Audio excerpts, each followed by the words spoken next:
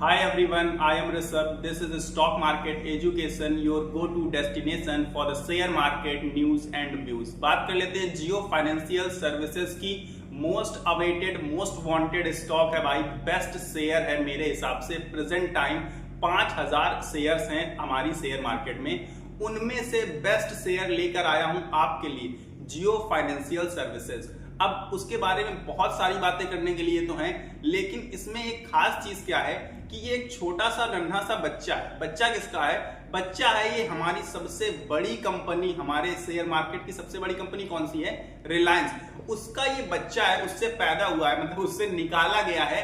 1 साल से ज्यादा हो चुका है। जुलाई 2023 में आईपीओ लेकर आए थे, तब से लेकर अब तक इस शेयर में 50% की जंप है, जबकि अभी तक इसने कोई भी काम शुरू नहीं किया है। सिर्फ नाम मुकेश अंबानी का और रिलायंस का नाम ही इतना काफी है कि इसने 50% की ग्रोथ दिखाई है। अब आप ये समझ लीजिए कि जब ये काम अपना स्टार्ट कर देगा, अपने कामकाज शुरू कर देगा और प्रॉफिट बुक करने लगेगा, मतलब प्रॉफिट दिखाएगा, रेवेन्यू बढ़ाएगा, कामकाज अपने चारों तरफ फैलाएगा, तब इस शेयर का क्या हाल होने वाला है। ये शेयर कहां तक जाएगा, आसमान की ऊंचाइयों तक छुएगा या नहीं छुएगा, ये मुझे आप कमेंट बॉक्स में बता दीजिएगा, अगर आपकी कोई और राय है तो भी। अब जब से ये शेयर अलग हुआ है, तब से इसने सिर्फ और सिर्फ अप्रूवल के लिए एप्लीकेशंस दी हैं। अभी तक इसका सच कुछ काम शुरू नहीं हो पाया है। अभी हाल फिलहाल 4 अक्टूबर को जो हुआ था, म्यूचुअल फंड की जो इन्हें मिले था अप्रूवल सेबी की तरफ से, उसको आप हटा दीजिए। इसके बाद इन्होंने फिर से एक अनाउंसमेंट किया अभी हाल फिलहाल कि ये क्या देंगे, होम लोन देंगे और पर्सनल लोन्स देंगे। यानी कि जैसे छोटे छोटे फंड्स, मान लीजिए मैं आज जाऊं और कहूं कि एक कंपनी स्टार्ट करनी है मुझे, तो ये लोग जियो फाइनेंशियल वाले मुझे भी लोन प्रोवाइड करेंगे। और इसके बाद होम लोन वाले सेक्टर में जो एंट्री करने जा रहे हैं वो तो अपने आप में काबिले तारीफ है। उसका रीजन क्या है? होम लोन में पैसा नहीं मारा जाता है, डिफॉल्टर्स नहीं होते होम लोन में। क्यों? आप एक जगह लेंगे, उसमें घर बनवाएंगे, तो उस जगह की जो जमीन है, रजिस्ट्री है, वो आपको गिरवी रखनी पड़ती है, यानी कि वो उसको रखवाते हैं, उसके नाम पर आपको देते हैं होम लोन। तो आपको उस चीज की टेंशन लेने की जरूरत नहीं है कि पैसा मारा जाएगा होम लोन में। हाँ, वो लोग डिफॉल्टर हो सकते हैं, जैसे कि मैं अगर अप्लाई करूं कि मुझे लोन चाहिए, मैं एक कंपनी बनाऊंगा, अपनी कंपनी स्टार्टअप करना चाहता हूं, तो डिफॉल्टर के चांसेस हैं, क्योंकि कंपनी डूब भी सकती है और कंपनी चल भी सकती है। लेकिन इस समय इंडिया जो है उसमें ग्रोथ के चांसेस बहुत हाई है, इसलिए जिस भी सेक्टर में जहां जहां कदम रखेंगे, मेरे हिसाब से हर तरफ ग्रोथ के ही चांसेस दिखाई पड़ेंगे। तो स्टार्टअप्स को भी क्या है, काफी अच्छा बेनिफिट मिलने की संभावनाएं हैं। तो इसलिए उन्होंने डिसाइड किया कि हम लोग स्टार्टअप्स को, यानी कि प्राइवेट लोन्स जो होते हैं और इसके अलावा होम लोन्स जो होते हैं, वो प्रोवाइड कराएंगे। और अब जब वो प्रोवाइड कराएंगे तो अब आप समझ सकते हैं कि रेवेन्यू कितना तेज बढ़ेगा, प्रॉफिट कितना तेज बढ़ेगा। क्यों?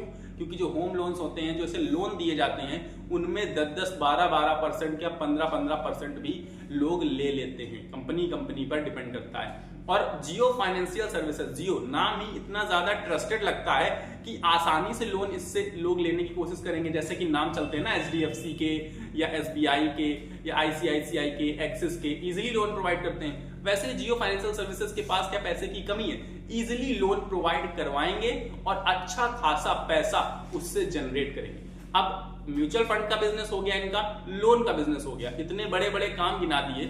इसके बाद इस प्राइस पे का मतलब समझ रहे हैं आप? आज शेयर में गिरावट है, शेयर में उठापटक चलती रहती है। इस शेयर की ये खास बात है कि ये लगातार 320 से लेके 315-20 से लेके 360 की रेंज में उठापटक चलती रहती है। कभी 310-15, कभी 320 से, कभी 350-60, ऐसे चल रहा है। लेकिन जब ये रेंज ब्रेक कर देगा तो ये शेयर आपको 400 पार, 500 पार, 600 पार, कब कितनी जल्दी इतने ज्यादा बड़े टारगेट्स दिखा देगा, आप सोच भी नहीं सकते। अब ये सोचने वाली बात है ना। लेकिन अब मैं इसका नेक्स्ट काम आपको बताऊंगा। जिस सेक्टर में ये एंट्री करने वाले हैं, उस सेक्टर का तो नाम ही काफी होता है इसको अभी के प्राइस से 10 गुना पहुंचाने के लिए। आपने एंजल 1 का शेयर देखा होगा, कब आया, किस प्राइस पर आया, इस समय किस प्राइस पर है। आपने बीएसई का शेयर देखा होगा, कब आया, किस समय आया, किस प्राइस पर है। फिलहाल सारे के सारे 2500, 4000, 5000 के आसपास आपको ट्रेड करते हुए दिख रहे हैं। और वही सेम सेक्टर, ब्रोकरेज बिजनेस का सेक्टर में ये कदम रखने जा रहा है। कदम रखने जाने का मतलब है पूरी की पूरी टीम तैयार बैठी है ब्रोकरेज बिजनेस में एंट्री करने के लिए। सिर्फ और सिर्फ चाहिए तो क्या, सेबी की तरफ से मंजूरी। अब कोई भी इंसान ये नहीं बता सकता, और नहीं तो अगर बताना चाहता तो बता दे कि कमेंट में मुझे कि सेबी की तरफ से इन्हें मंजूरी नहीं मिलेगी ब्रोकरेज बिजनेस की। कोई भी इंसान अगर एक ऐसा बंदा होगा जो ये कहेगा तो मैं कहूंगा यार कि आप गलत हैं। क्यों? क्योंकि भाई अंबानी जहां भी जाते हैं तो अप्रूवल उनके पीछे पीछे आते हैं। उन्हें अप्रूवल के लिए किसी की मदद की जरूरत नहीं है। मतलब ये नहीं कि उन्हें किसी से कहना है कि भैया अप्रूवल दे दो, मुझे बहुत जरूरत है, काम करना है। वो बस उन्हें अपना फॉर्म फिल करना है और अप्रूवल उनके पीछे पीछे दौड़ा चला आएगा, क्योंकि वो खुद ही, उनका नाम काफी है। नाम क्या है? मुकेश अंबानी। अब अप्रूवल क्यों मिलने के चांसेस बढ़ चुके हैं और 10-15 दिन में भी अप्रूवल आ सकता है। कभी भी ये न्यूज आ सकती है और शेयर में 8-10% का जंप आएगा एक साथ। आप गैप अप ओपनिंग देखेंगे और फिर आप उस शेयर को पकड़ नहीं पाएंगे, क्योंकि उसकी जो प्राइस है वो 500-600 के आसपास इजीली जाता हुआ आपको दिखाई पड़ेगा। इस समय जब वो वक्त है जब आप उसे पकड़ सकते हैं, उस शेयर को इजीली अपने पोर्टफोलियो में शामिल कर सकते हैं, अपनी इन्वेस्टमेंट की जर्नी की शुरुआत कर सकते हैं उस शेयर से, तब आप उस शेयर को इग्नोर कर रहे हैं। और इग्नोर करने का वजह क्या है पता है? कि आप सोच रहे हैं कि ये शेयर गिर ना जाए, कहीं नीचे ना आ जाए। नीचे कहां जाएगा? इससे नीचे उसकी जगह नहीं है, क्योंकि जब वो ब्रोकरेज बिजनेस में कदम रखेगा, जिसका अप्रूवल सेबी कभी भी दे सकता है, सेबी, उस समय इस शेयर की कीमत आप अंदाजा नहीं लगा सकते कि कितना नीचे होगी। और अभी के समय जो बुक वैल्यू आप देखते हैं कि नहीं भाई अभी इसकी बुक वैल्यू 219 है और ये 300 कुछ पे ट्रेड कर रहा है, तो ये हायर बुक वैल्यू पे। मैंने आपसे पहले भी कहा है कि 20-20, 30-30 गुना बुक वैल्यू पे मैंने शेयर्स देखे हैं। अच्छे शेयर्स होते हैं, रीजनेबल होते हैं और लोग कहते हैं कि उन्हें बाई करो, और लोग उन्हें बाई करते हैं और अच्छा प्रॉफिट भी अर्न करते हैं। अब ये शेयर आपको 1.5 टाइम्स सिर्फ बुक वैल्यू पे मिल रहा है, तो आपको ये शेयर महंगा लग रहा है, जबकि ये शेयर बिल्कुल भी महंगा नहीं है। ये शेयर नहीं, हमारा शेर है, शेयर मार्केट का शेर। क्योंकि आगे आने वाले समय में आपने बहुत लोगों के मुंह से भी सुना होगा कि ये अगला बजाज फाइनेंस है, पर मैं हमेशा यही कहता हूं इसको कि ये पहला जियो फाइनेंस बनेगा। इसकी वैल्यू बजाज फाइनेंस से भी आगे जाने वाला शेयर है। इसलिए मैं तो इसको जब भी मौका मिलता है तो अपने पोर्टफोलियो में ऐड करके छोड़ देता हूं कि इन फ्यूचर मुझे ये कभी करोड़पति नहीं बल्कि अरब खरबपति बना सकता है। इस टाइप का शेयर है ये। और जिनको पता है, जो अच्छे से इन्वेस्टर्स हैं, बड़े इन्वेस्टर्स हैं, उन्हें पता है कि इस शेयर की क्या वैल्यू है। जो छोटे इन्वेस्टर जो चाहते हैं कि आज ही लगाएं, कल मेरा पैसा डबल, तो उनके लिए लगता है यार कि 1% गिर गया, अरे मेरा नुकसान हो रहा है, चलो निकल जाते हैं। उनके लिए ये शेयर मार्केट तो है ही नहीं। मेरे हिसाब से उनको शेयर मार्केट में कदम ही नहीं रखना चाहिए।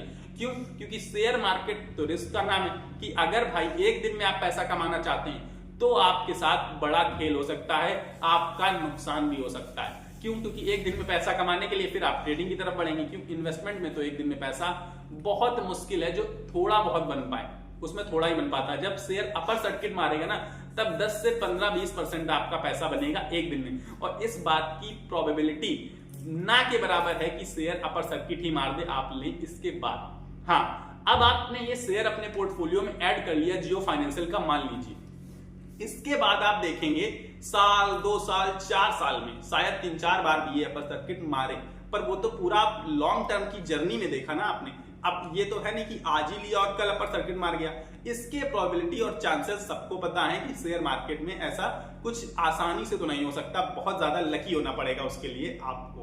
तो इस शेयर के बारे में इतनी सारी इंफॉर्मेशन जानने के बाद भी कि ये किसका बच्चा है, रिलायंस का बच्चा है। म्यूचुअल फंड बिजनेस ऑन कर चुके हैं, कभी भी म्यूचुअल फंड अपना दिखा सकते हैं, नया लाएंगे। इसके बाद ये लोन्स प्रोवाइड करने जा रहे हैं। ब्रोकरेज बिजनेस का अप्रूवल कभी भी मिल सकता है। और अगर ये शेयर अभी भी आपको 310, 15, 20 पर अच्छा नहीं लग रहा तो आपको शेयर मार्केट में कोई भी शेयर अच्छा नहीं लगेगा। रिलायंस भी मुझे बहुत रीजनेबल प्राइस पर लगता है इस टाइम जो है शेयर, पर जियो फाइनेंशियल की बात ही और है, फाइनेंशियल बिजनेस की बात कुछ और है। क्योंकि हम हर काम इस टाइम किस चीज पर कर रहे हैं भाई? ईएमआई किस्त बनवा लेते हैं, लोन ले लेते हैं। ये सारे काम जब हम करना चाहते हैं तो वो उसी सेक्टर का किंग बनने जा रहा है कि फाइनेंस करेगा, आपको लोन प्रोवाइड करेगा, हर चीज करेगा। और ब्रोकरेज बिजनेस में तो सबको पता है सिर्फ फायदा ही फायदा है। आप ट्रेड लेंगे, ब्रोकरेज देनी पड़ेगी। आप बाई करेंगे ब्रोकरेज, सेल करेंगे ब्रोकरेज, आप कुछ भी कर रहे हैं ब्रोकरेज तो आपको देनी पड़ेगी अगर आप शेयर मार्केट में कदम रख रहे हैं तो, और वो उसी बिजनेस में कदम रख रहे हैं जो हमेशा प्रॉफिटेबल होता है, कभी भी इस बिजनेस में लॉस नहीं हो सकता। तो ये शेयर जो हमेशा आपको प्रॉफिट देगा, ऐसे शेयर को पोर्टफोलियो में ऐड करना मेरे हिसाब से तो एक मस्ट यानी कि जरूरी चीज है। अगर आप शेयर मार्केट में कोई अच्छा शेयर तलाश रहे हैं तो जियो फाइनेंशियल से अच्छा शेयर मिलना नामुमकिन है। मेरी तरफ से तो जियो फाइनेंशियल के लिए भाई इतना ही था जो मैं बता सकता था।